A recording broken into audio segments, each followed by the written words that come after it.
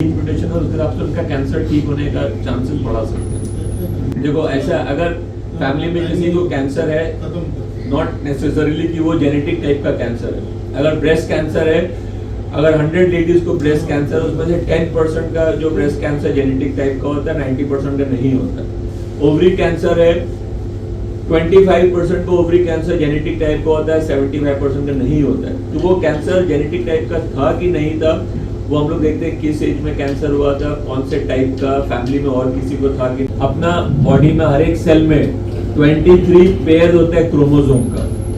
वो सारे chromosome accept जो वाई क्रोमोसोम होता है, खाली वो फादर से आ सकता है, बाकी सब क्रोमोसोम मदर से भी आ सकता है, हाथ दोनों से आता है एक कॉपी।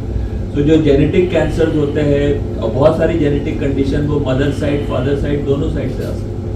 ऐसा डाउट होता है बिकॉज जो ब्रेस्ट कैंसर होता है लेडीज में ज्यादा होता है, तो लोगों को लगता है कि ये मदर साइड से ही आएगा। ऐसा नहीं, हाफ द टाइम जो BRCA1 जीन, अगर किसी फीमेल के अंदर इस जीन का म्यूटेशन है, उसको कैंसर होने का रिस्क ज्यादा होता है, 80% होता है।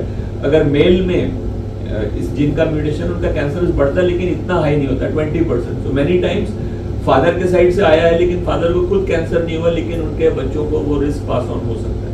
तो बिफोर मैरिज वो अगर किसी को जेनेटिक फैमिली हिस्ट्री है, वो कुछ दूसरा कंडीशन होता है जहाँ पे हस्बैंड वाइफ अगर दोनों में, वो जैसे थैलेसीमिया है जिसको ऑटोसोमल रिसेसिव बोलते हैं हम लोग, वो अगर दोनों हस्बैंड वाइफ दोनों के अंदर उस जीन का म्यूटेशन है, तो बच्चों में होने का वो रिस्क ज्यादा होता है। कुछ ऐसी डिजीज होती है। कैंसर में ऐसा नहीं है कि दोनों साइड से हो, लेकिन अगर किसी के फैमिली में कैंसर है और वो फैमिली में वो जीन में ऐसा म्यूटेशन, हमको ऐसा चेंज मिला है, उसका मैरिज से कुछ नहीं। वैसे भी अगर एक एज के बाद अलग अलग टाइप के जीन में रिस्क होता है। कुछ जीन में होता है चाइल्डहुड कैंसर हो सकता है, कुछ जीन में होता है 20 की एज के बाद होता है।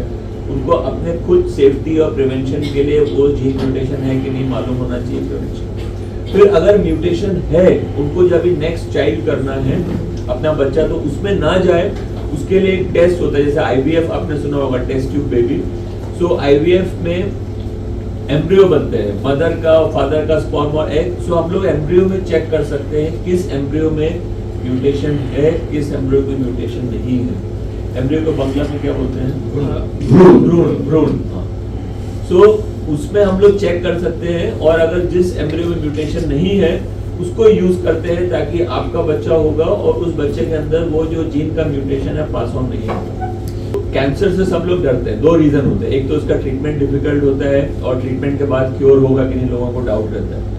ये सब चीज एडवांस कैंसर पे एकदम फिट बैठते हैं। अगर किसी कैंसर को एकदम अर्ली स्टेज में पकड़ लें, उसका ट्रीटमेंट भी सिंपल होता है और लाइफ को रिस्क भी बहुत कम होता है। बहुत से लोग जानते हैं कि कैंसर के 4 स्टेजेस होते हैं, 1 2 3 4।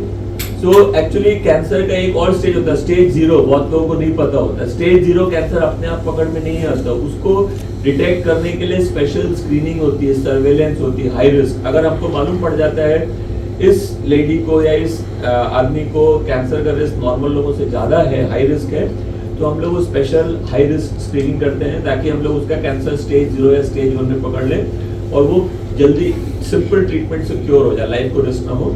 और अगर किसी को एडवांस स्टेज में भी कैंसर